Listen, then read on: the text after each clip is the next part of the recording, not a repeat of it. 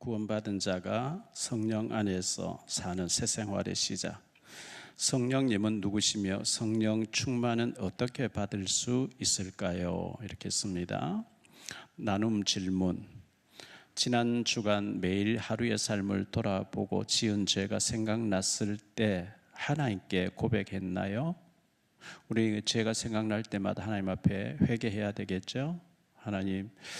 하나님은 좁은 인간과 달라요. 어떤 죄든지 진심으로 회개하고 돌이키면 하나님은 용서하시는 분이기 때문에 고백했나요? 했어요. 요한일서 1장에서는 예수님은 어떤 분이라고 말씀하고 있나요? 했어요. 요한일서 1장 1절로 3절에 태초부터 있는 생명의 말씀에 관하여 우리가 들은 바요 눈으로 본 바요 자세히 보고 우리의 손으로 만진 바라. 이 생명이 나타내신 바 된지라. 이 영원한 생명을 우리가 보았고 증언하여 너에게 전하노니 이는 아버지와 함께 계시다가 우리에게 나타내신 바 된 이신이라. 우리가 보고 들은 바를 너희에게도 전함은 너희로 우리와 사귐이 있게 하려 함이니 우리의 사귐은 아버지와 그의 아들 예수 그리스도와 더불어 누림이라 그랬어요. 예수 그리스도와 더불어 누림이 있다. 죄를 고백하고 난 후에도 계속 죄 의식이 남아있다면 어떻게 해야 할까요? 회개하고 정말 돌이키고 그 의식에 마귀가 와서 네가 무슨 죄를 지었으면서 네가 무슨 하나님 자녀냐, 너 같은 게 무슨 하나님 자녀, 그 사탄이 정죄하고 죄책감 주고 할 때 거기에 너무 얽매이면 안 됩니다. 그렇게 되면 실족하게 되거든요. 하나님이 그럼에도 불구하고 나를 용서하셨고 내가 나를 자녀 삼아주셨다는 우리가 거기에 대해서 눌리면서 해방받아야 되겠죠. 그리스도인이 성령 충만의 실제를 알고 순간순간 끊임없이 성령님의 지배를 받으며 살아간다며 그의 하루하루는 가슴 설레는 모험이 될 수 있습니다. 성령님은 누구시며 성령 충만을 어떻게 받을 수 있을까요? 했는데요. 제자들은 3년 동안 예수님과 동행하며 그분에게 배우고 함께 일했습니다. 사역을 함께 했습니다. 그들은 예수님을 알았고 신뢰했으며 또한 그분을 사랑했습니다. 그러나 어느 날 밤 예수님은 그의 제자들에게 그가 곧 죽임을 당할 것이라는 매우 충격적인 말씀을 하셨습니다. 제자들의 입장이 되어 보십시오. 어떤 느낌이 들었을까요? 당황, 공포, 절망. 아마 제자들도 그랬을 것입니다. 그러나 예수님은 내가 아버지께로, 하나님 아버지께로 가면 다른 보혜사 곧 너희와 함께 하며 또 너희 안에 사실 분이 오시리라고 말씀하셨습니다. 오시리라 한 그분은 바로 성령님, 하나님의 영 성령님이십니다. 예수님께서 제자들에게 하신 말씀 가운데 놀라운 것 중에 하나는 성령님께서 그들 안에 살 것이라는 약속이었습니다. 그뿐 아니라 성령님께서는 그들과 영원히 함께 있으리라고 말씀하셨습니다. 이 말씀이 제자들 한 사람 한 사람에게 얼마나 큰 용기를 주었는가를 생각해 보십시오. 하나님께서는 그분을 사랑하고 영접하는 모든 사람에게 성령님을 보내주셨습니다. 제자들은 예수 그리스도의 인격을 모방하려고 애쓰거나 그분의 사역을 계속하려고 시도하는 불가능한 일을 떠맡은 채 내버려진 것이 아니었습니다. 오히려 예수님께서는 성령님을 통해서 자신의 인격과 권위와 능력을 가지시고 제자들 개개인의 삶과 인격 속에서 친히 그분 자신의 삶을 살아가실 수 있었습니다. 넘어갔어요. 2000년이 지난 오늘날에도 예수 그리스도의 약속은 여전히 사실이며 예수님은 그분이 사신 삶을 살아가려는 모든 사람들의 마음과 생활 속에 성령님을 보내주십니다. 예수님이 원하시는 삶을 살아보려고 진정으로 애써본 사람은 누구나 그것이 고귀하지만 한낱 꿈에 불과한 사실을 발견하게 됩니다. 그리스도가 요구하시는 윤리적, 도덕적, 영적 기준은 너무 높아서 거기에 도달하려고 애쓰는 사람들은 어쩔 수 없이 실패하고 좌절하게 됩니다. 예수 그리스도처럼 살 수 있는 사람은 오직 예수 그리스도밖에 없기 때문입니다.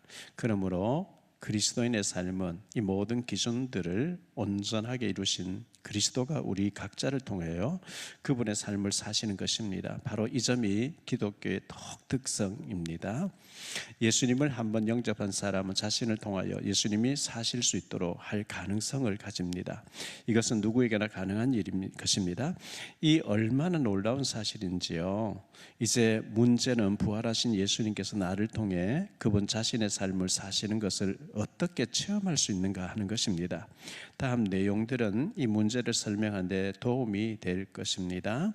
그리스도인들이 죄 많은 이 세상에서 승리하는 삶을 살려면 성령 충만한 생활을 해야 합니다. 성령 충만이란 성령의 지배를 받고 성령의 능력으로 살아가는 것을 말합니다. 첫째, 하나님은 우리를 위해 풍성하고 열매 맺는 신앙생활을 예비해 놓으셨습니다. 첫째, 예수께서 오신 목적이 무엇입니까? 내가 온 것은 요한복음 10장 10절입니다. 내가 온 것은 양으로 생명을 얻게 하고 더 풍성히 얻게 하려는 것이라. 예수 생명이 넘치도록 주님은 우리에게 막 아등바등 입에 풀칠하기도 어렵게 그게 아니고 풍성하게 주시기를 위해서 오셨다고 했어요. 그 다음에 성령의 사람들은 그의 생활에서 어떤 열매를 맺게 됩니까? 갈라디아서 5장 22절 23절에 성령의 9가지 열매를 맺게 된다 그랬어요. 오직 성령의 열매는 사랑과 희락과 화평과 오래 참음과 자비와 양성과 충성과 온유와 절제니 이 같은 것을 금지할 법이 없느니라. 성령의 열매가 이렇게 맺혀지도록 그렇게 인도하시고 그렇게 또 맺혀지게 됩니다. 셋째, 성령이 임하시면 어떤 결과가 나타나게 됩니까? 사도행전 1장 8절이죠. 오직 성령이 너희에게 임하시면 너희가 권능을 받고 예루살렘과 온 유대와 사마리아와 땅끝까지 이르러 내 증인이 되리라 하시니라. 예수님을 전하는 증인이 된다는 거예요.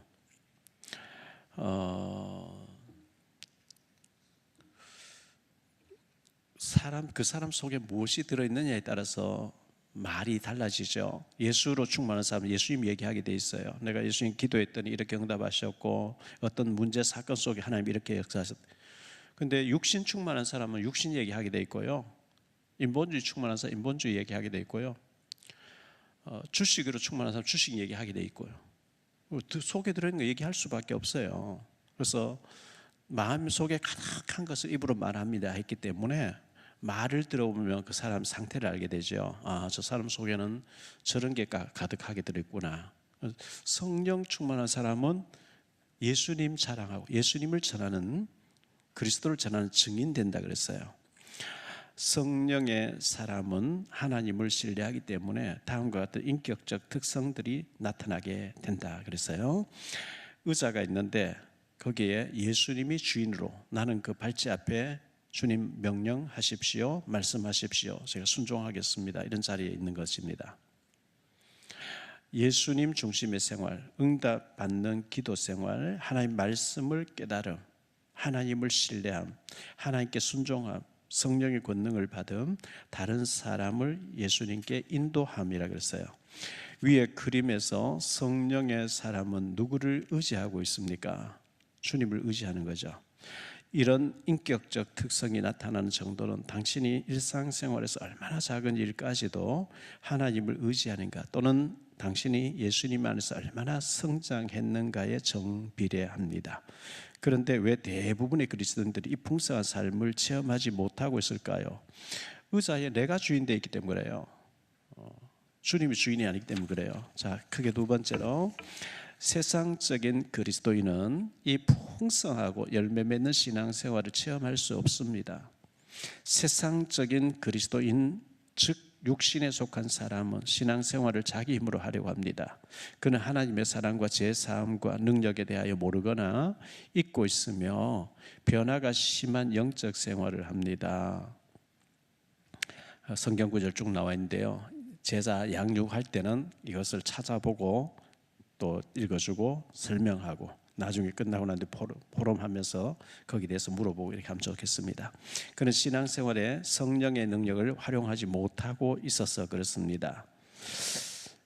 육신의 생각은 어떤 결과를 가져옵니까? 로마서 8장 7절 8절인데 육신의 생각은 하나님과 원수가 되나니 이는 하나님의 법에 굴복하지 아니할 뿐 아니라 할 수도 없음이라. 육신에 있는 자들은 하나님을 기쁘시게 할 수 없느니라 그랬죠. 육신으로 가득 차 있는 사람은 하나님의 법이 원수가 됩니다. 하나님께 원수되고 하나님께 법에 굴복하지 않는다 그랬어요. 지난번에 우리가 안식일 날 나무하러 갔던 사람, 하나님 지가 뭔데 내인데 안식일 날 뭐 하지 말라 그래. 나는 필요 없어. 나는 나무하러 가. 이제 그게 이제 육신으로 가득 차 있는 사람이죠. 세상적인 그리스도인은 하나님을 전적으로 신뢰하지 않기 때문에 다음과 같은 특성들이 나타납니다. 의자에 내가 주인이에요.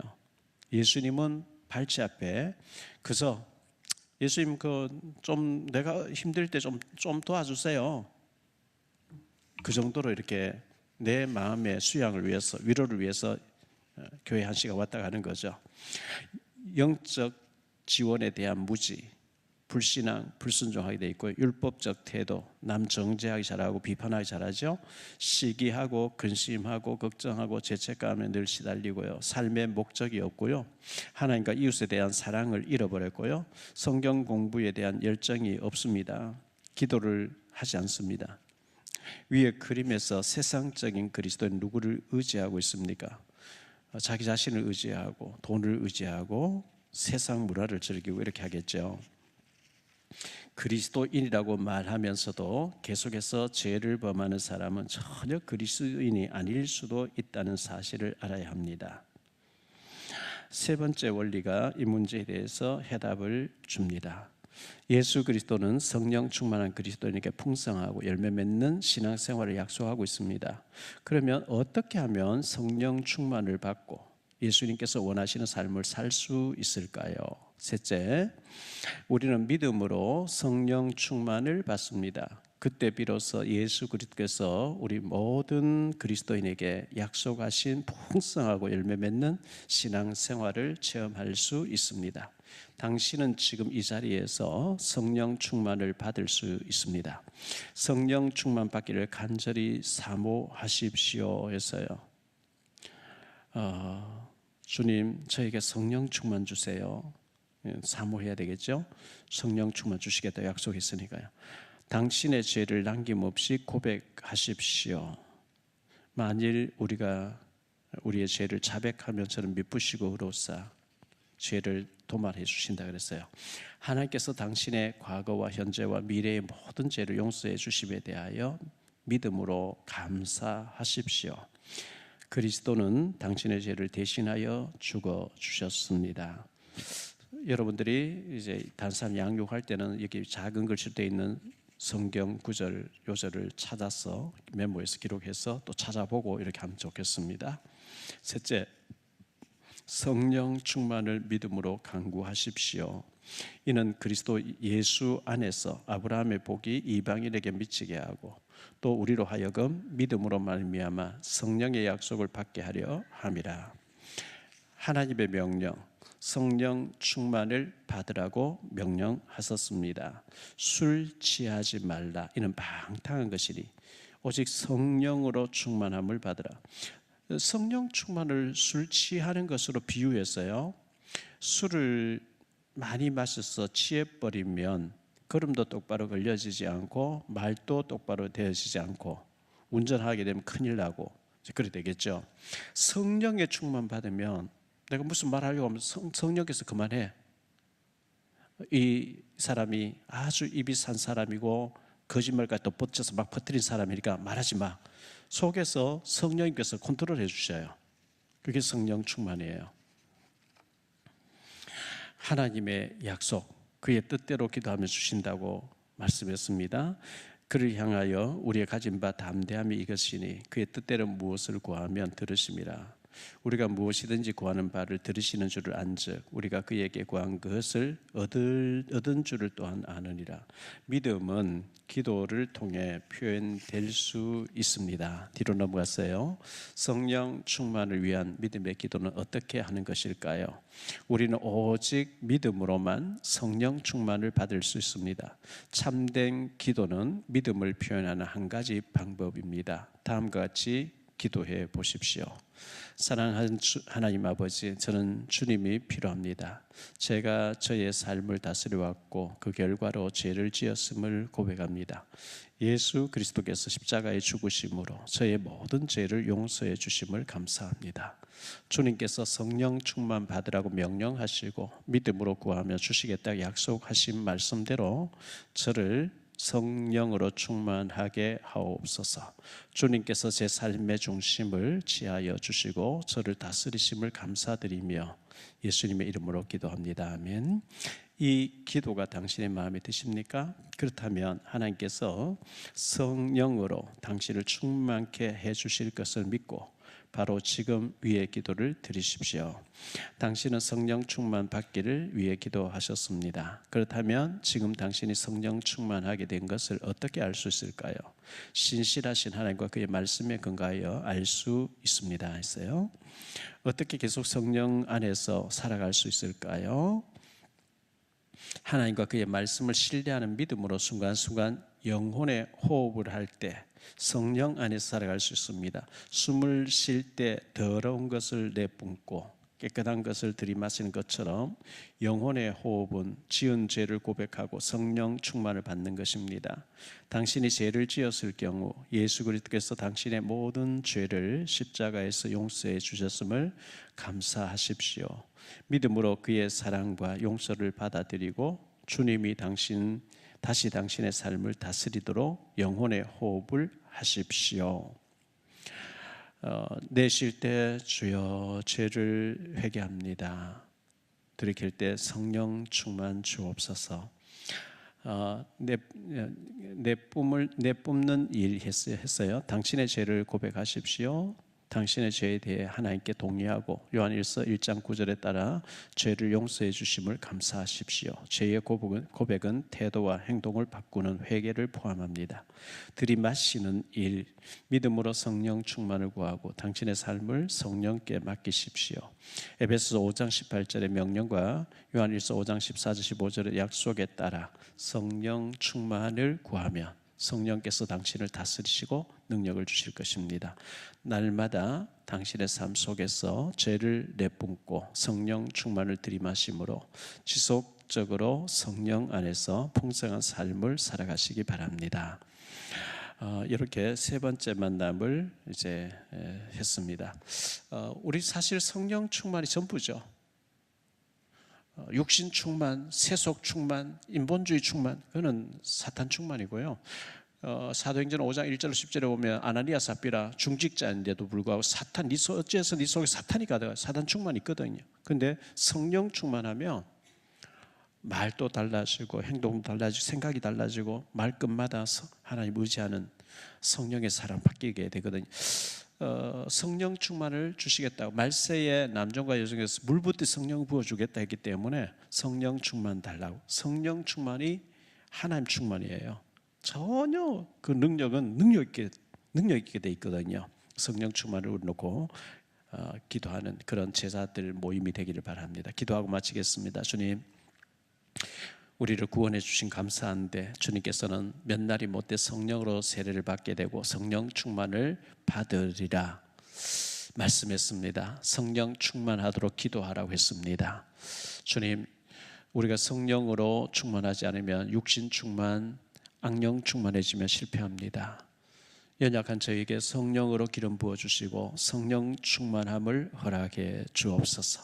그래서 우리가 사나 죽으나 그리스도의 것으로 주님을 높여드리고 예수님이 그리스도 되심을, 성전에 있든 집에 있든 직장에 있든지 누구를 만나든지 예수님이 그리스도 되심을 증거하는 증인으로 살아갈 수 있도록 은혜를 다하여 주옵소서. 주 예수 그리스도 이름으로 축복하며 기도하옵나이다. 아멘. 마치겠습니다.